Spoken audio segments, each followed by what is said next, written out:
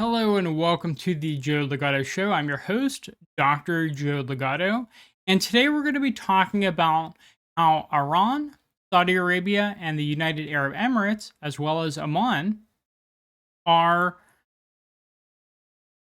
forming a joint navy, apparently.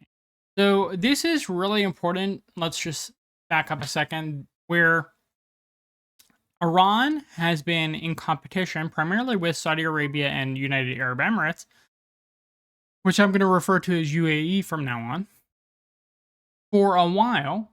And to a large extent, this competition is due to sectarian tensions or tensions between these various denominations of Islam. You have Shia Islam on the side of Iran, and Saudi Arabia and UAE being Sunni Islam. Oman isn't as big of a player, I would say. Um, they're in a really unique position, honestly, I would say. I have a friend who visited there, lived there for a while. Uh, they're right next to Yemen, which has been in crisis for a very long time. And they're also next to Saudi Arabia, which has really dominated that region. And Oman hasn't stood out as much as places, other smaller places nearby, such as Qatar or UAE. But we see here that these former competitors, and I would even go so far as to say enemies, up until a few months ago, that they're now forming a joint navy, and that's just such a quick turnaround from they're killing each other through proxies to now willingness to work together like this. And actually, something else I've heard is that when Saudi Arabia and Iran actually like compared notes, they realized that a lot of the attacks on Iran and Iranian interest were actually not done by Saudi Arabia, but were done by some third party, which is suspected to be Israel and the United States.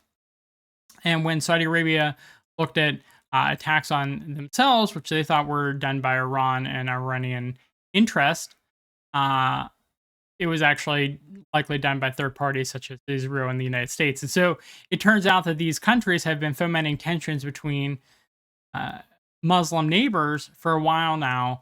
And after they compared notes, they were pretty furious about that. And it looks like they took the next step of working together in terms of keeping the sea lanes safe, establishing security in the important region. So, for people who don't know, in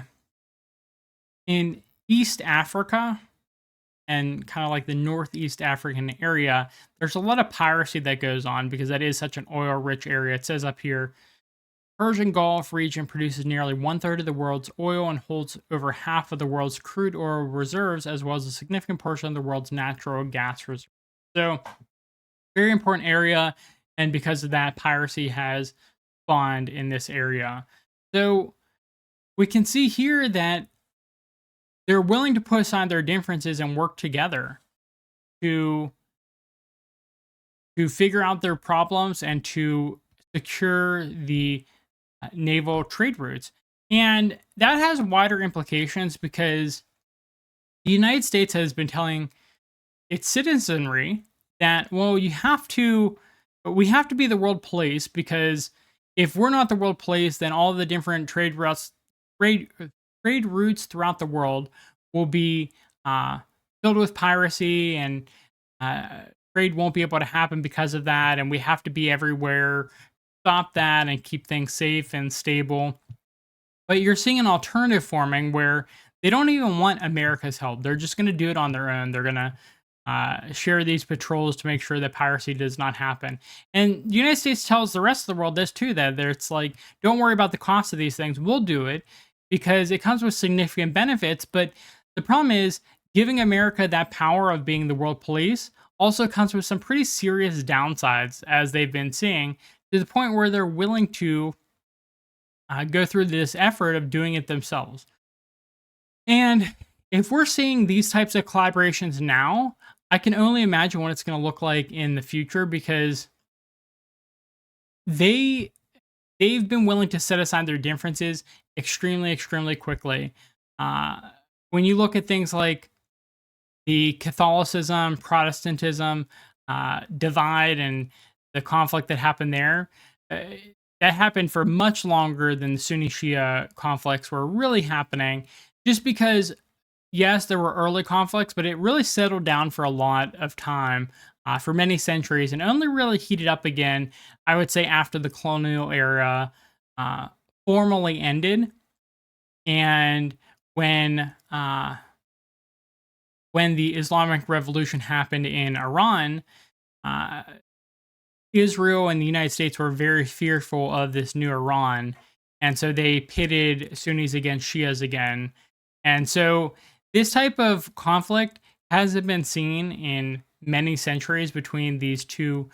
You could call them denominations of Islam, and I would say it's weird that the conflict happened. I studied this once actually, and it seems to be that it's about primarily about uh, who the successor of Muhammad is, peace be upon him. Is it a council of people, or is it his direct lineage that should be taking over after his passing? And so, really interesting differences there. You also see in this article.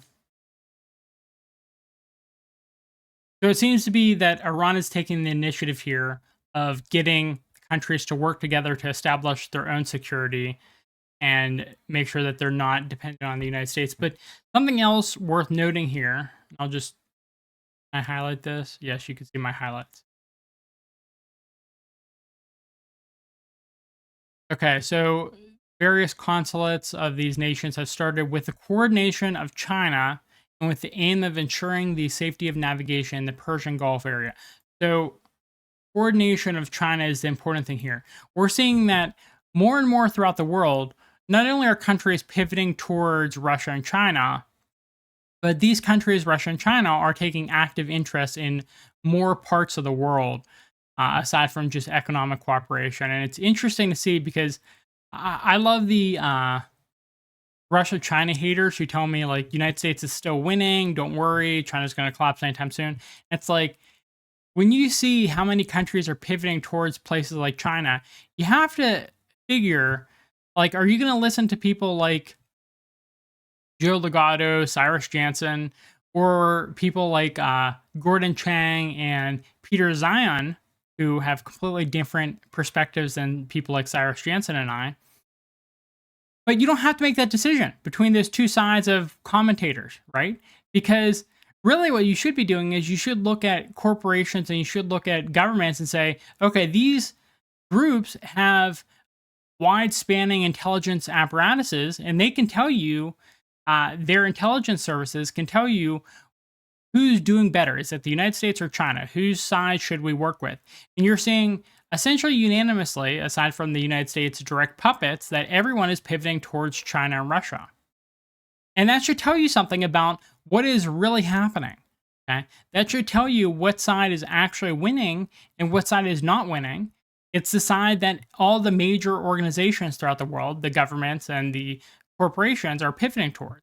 Because you don't have to trust commentators. You don't have to trust what we're saying while we're sitting in our office space, just like analyzing news that we find, because we're analyzing these things from our own perspective. Trust the people that have actual intelligence services and see what their behavior is, see what direction they're going in, because that will tell you what's going on in the world, who's actually right. And I would say that since every country, every corporation is trying its best to work as closely with China and they're actually willing to circumvent the United States as much as possible, I think that tells you that people like myself and people like Cyrus Jansen and Duran and Brian Berletic and all of those people, Gonzalo Lira, please hopefully let him be free soon.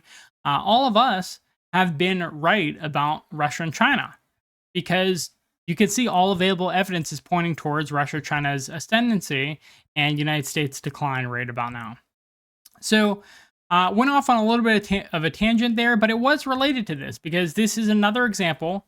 This collaboration between Sunnis and Shias in the Persian Gulf area is another example of places like Russia and places like China helping to coordinate to make sure that they are ascendant and the United States is in decline. They're really competing with the United States across the board, across the entire world right now. And it's really fun to see, really interesting to see. Anyways, that's where I'll leave you. Thank you for watching. If you like this video, please actually upvote it. It's very appreciated. I constantly monitoring the upvote amount.